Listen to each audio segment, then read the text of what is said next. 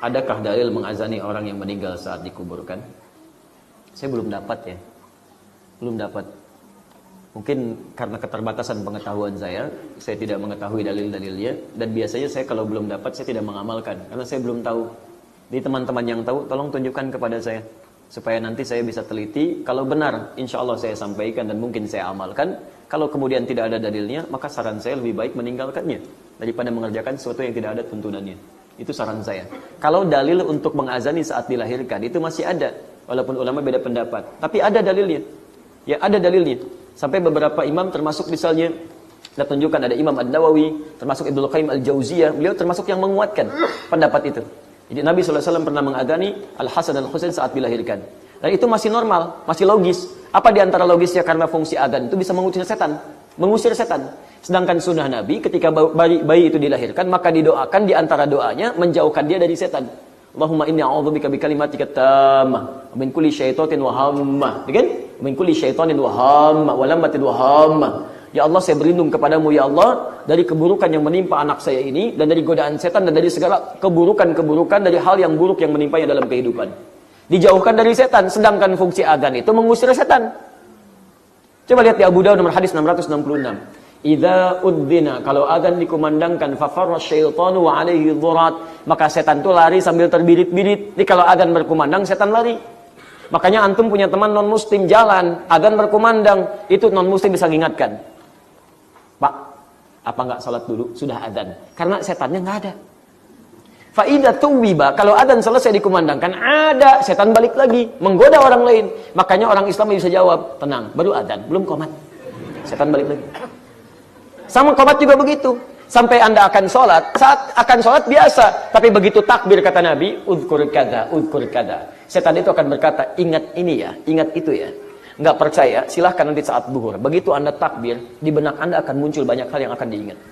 Ingat ini, ingat ini. Sampai ada juga ingatan, ingat kata Ustadz Adi, setan itu menggoda, padahal setan. Begitu goda. Hatta la yash'urul musalli kam raka'atan yusalli. Sampai ada orang sholat tidak sadar berapa rakaat sedang menunaikan sholatnya. Itu kata Nabi. Makanya ketika Maryam dilahirkan, bapak ibunya berdoa. Quran surah ketiga ayat 36. Wa inni sammaituha Maryama wa inni u'idzuha bika wa dzurriyyataha minasyaitonir rajim. Jadi kalau dalam saat keadaan dia masih hidup, baru dilahirkan, itu kesunahannya ada. Walaupun ulama beda pendapat, tapi nggak ada masalah. Anda mau ngamalkan silakan, tidak juga nggak ada masalah. Karena fungsi adzan itu satu mengusir setan, kedua memanggil orang sholat. Makanya diperdengarkan kalimat-kalimat thayyibah supaya dewasa saja terbiasa mendengar kalimat itu. Tapi kalau sudah meninggal dunia, orang meninggal dunia itu, maaf, satu, sudah nggak sholat lagi. Makanya ketika antum adzan, dia nggak akan dengar untuk sholat. Nggak ada. Yang kedua, setan nggak goda orang meninggal. Nggak ada kerjaan setan godain orang meninggal. Masya Allah, sudah meninggal masih digoda juga. Setan itu punya masalah itu. Ya, stres setannya itu.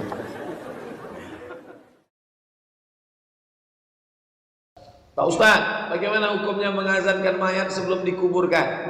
Sebab dosen saya mengatakan itu haram. Sedangkan di kampung saya itu dilakukan. Dosen kamu, dosen bapak, dosen antum yang mengatakan haram ini, dia dalilnya dua saja. Quran, hadis. Quran, hadis. Tak ada di Quran, tak ada di hadis, haram. Mana Qurannya? Mana hadisnya? Tak ada, itu haram. Sedangkan orang yang mengazankan mayat itu, saya tak berani mengharamkan. Saya buka balik kitab mazhab Syafi'i. Ini yang membuat ini siapa? Mazhab Syafi'i. Apa kitabnya? Buka kitab-kitab klasik, saya jumpai kata dia dalilnya qiyas. Quran, hadis, ijma', qiyas. Apa qiyasnya? Kalau lahirnya diazankan, maka matinya diazankan. Itu dalil mereka qiyas. Apakah Ustaz Abdul Somad nanti kalau mati kami azankan? Tak usah. Jadi kalau saya mati, tak usah azankan. Makcik saya meninggal, saya pas di samping kubur. Saya ada di situ. Abdul Somad, iya Pak. Kami azankan atau tidak? Tak usah azankan. Tapi saya tak menyalahkan orang yang mengazankan, karena dia ikut pendapat ulama. Ulama itu berpendapat berdasarkan dalil. Nah, ini tentang masalah bagaimana dalil suatu kaum, dan saya menghormati itu. Tapi kalau tak ada di hadis, tak ada ijma', tak ada qiyas, orang kita saja memandai-mandai, oh itu tak boleh, haram. Ini bukan dia memandai-mandai, ada dalam kitab mazhab Syafi'i, ijtihad ulama. Apakah dalilnya sahih saat bayi dilahirkan terus dilakukan azan, iqamah, terus azan dan iqamah saat mengubur orang yang meninggal? Apakah sahih dalilnya?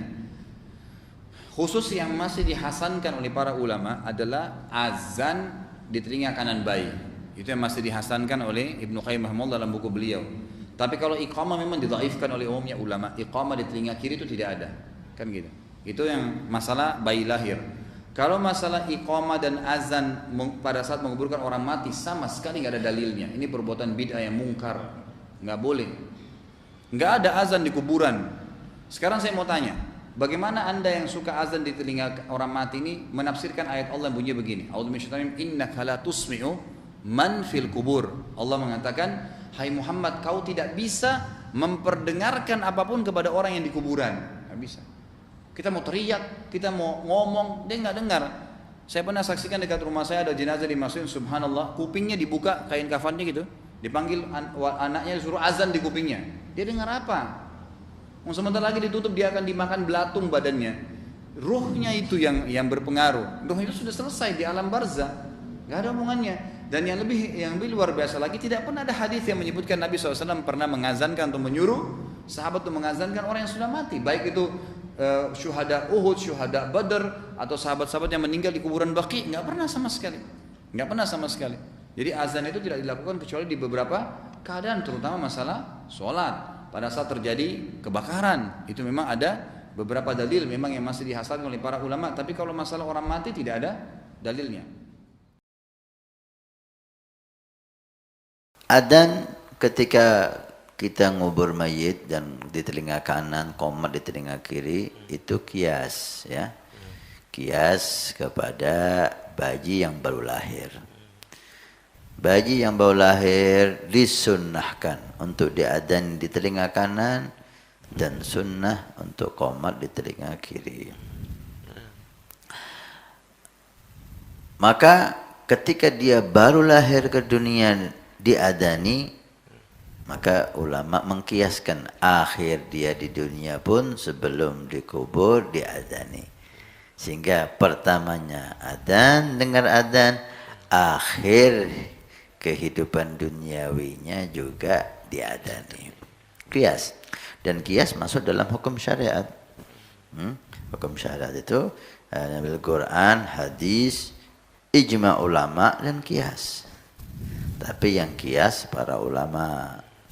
Maka hukum adzan bagi mayit, untuk mayit itu sunnah kias. Kias itu menyambungkan satu permasalahan dengan permasalahan yang lain. Dikiaskan ketika dia lahir diadzani, sunnah diadzani, maka ketika dia mati pun sunnah diadzani, supaya awalnya adzan, akhirnya adzan. Apakah sunnah dijawab? Lah, tidak sunnah dijawab. Jadi enggak usah kita ngubur mayit yang Allahu Akbar, yang di atas Allahu Akbar. Sering kita dengar ya, kadang-kadang kita tertawa, ya Allah. Ilmu itu penting, gitu loh. Ilmu itu penting. Asyhadu an la ilaha illallah, yang di atas asyhadu an la ilaha illallah. Adzan yang sunnah dijawab itu adzan salat. Adzan mau salat, adzan menunjukkan waktu salat. Adzan bayi enggak sunnah dijawab juga. Sunnahnya adzan, bukan dijawab. Mengadani orang meninggal dunia, jawabnya adalah kita tidak usah bicara ulama di luar madhab kita Imam Syafi'i. Di dalam madhab Imam Syafi'i terjadi dua pendapat.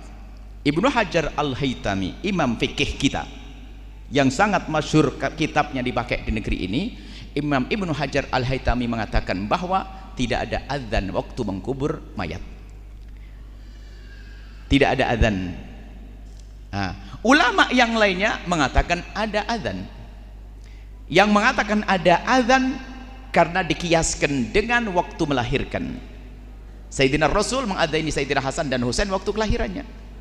Jadi waktu berpindah dari alam rahim ke alam dunia dikumandangkan kalimat takbir dan tahlil.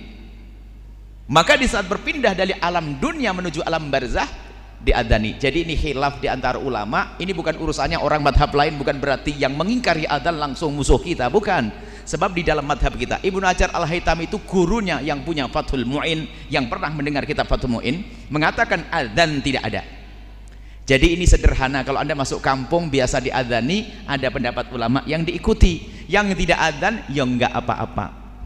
Jadi ini khilaf di antara ulama kita ya, bukan urusan ulama yang anti kita, bukan. Ini adalah khilaf di dalam madhab kita. Imam Syafi'i radhiyallahu taala anhu tidak ada adzan, tapi kalau kita mengadzani ada, mereka ngikuti petunjuk karena ini keluar dari alam ke alam lain, dikumandangkan adzan.